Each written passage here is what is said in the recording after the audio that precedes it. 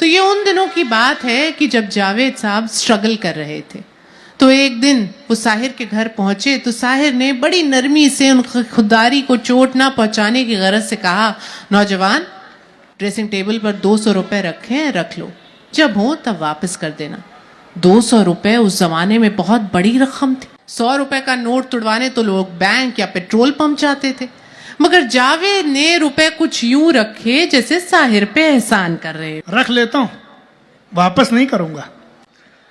वक्त गुजरा, जावेद की मुलाकात सलीम खान से हुई और फिर तो सब जानते हैं कि उन्होंने खूब पैसे कमाए, मगर साहिर के वो 200 रुपए कभी वापस नहीं किए, बल्कि जब भी उनसे मिलते तो उन्हें छेड़ते हुए कहते, साहब, आपके वो 200 रुपए मेरे पास हैं, अब वापस कर सकता हूं, करूंगा नहीं।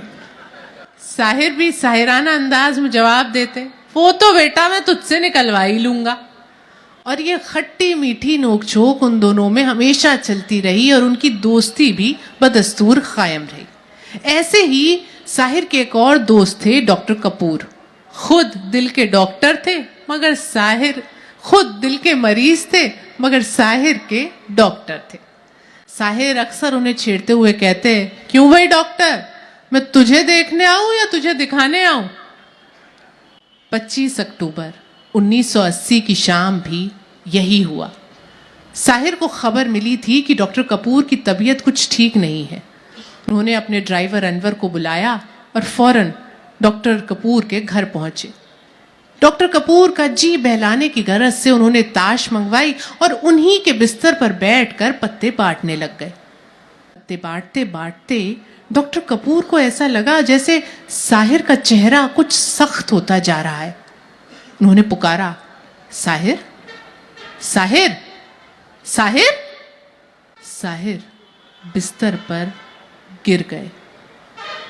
डॉक्टर कपूर ने साहिर के दिल को बहाल करने की बहुत कोशिश की, मगर साहिर जा चुके थे। मरते मरते उनके आखिरी अल्फाज थे, चेहरे पर चेचक के 1000 दाग सही डॉक्टर कपूर, जिंदगी खूबसूरत है, मैं मरना नहीं चाहता। बहरहाल साहिर मर चुके थे।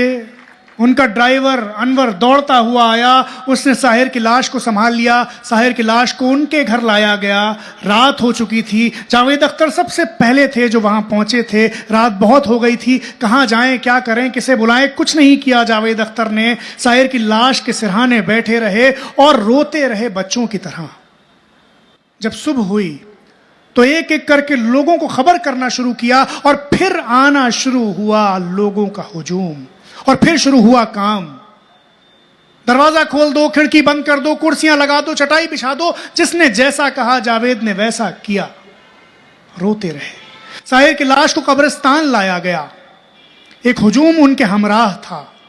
साहिर की लाश को दफनाया गया और यह हुजूम जो साहिर के जनाजे के हमराह आया था, ये वापस लौटने लगा अपने सीनों में एक खामोशी मुसल्लत किए हुए। जावेद अख्तर भी वापस लौट रहे थे चुपचाप कि तभी पीछे से वाजिदा तबस्सुम के शौहर अशफाक दौड़ते हुए आए। जावेद की पीठ को हल्के से थपथपाया और कहा, जावेद, कुछ रुपए हैं? वो मैं सुबह जल्दी जल्दी में आया, बटुआ रखना भूल गया, कब्र खोदने वाले को देने हैं। जावेद अख्तर ने पूछा, कितने रुपए? अशफाक ने कहा, 200 रुपए। तड़प गए जावेद अख्तर। अपनी जेब से 200 रुपए निकालकर अशफाक के हाथ में रखे और फूट कर रो पड़े। साहिर साहब, मर के निकलवा लिए आपने 200 रुपए। कल और आएंगे नगमों की खिलती कलियां चुनने वाले, मुझसे बेहतर कहने वाले, तुमसे बेहतर सुनने वाले। कल कोई मुझको याद करे, क्यों कोई मुझको याद करे, मसरूफ जमाना मेरे लिए क्यों वक्त अपना बर्बाद करे। मैं पल दो पल का शायर हूं, पल दो पल मेरी कहानी है, पल दो पल मेरी हस्ती है, पल दो पल मेरी जवानी है। शुक्रिया हाज़रीन। शुक्रिया, थैंक यू, बहुत शुक्रिया। मैं सुनते रहे, मेरा अपना घर है ये, मतलब मैं क्या कहूँ, मुझे बहुत अच्छा लगा। ये दास्तान सुनाकर। और रेहान भाई, शाज़े मैम, बहुत शुक्रिया आपका। मैं यहाँ ज़रा कम सुनाता हूँ तो मुझे हमेशा अच्छा लगता है। शुक्रिया, थैंक यू।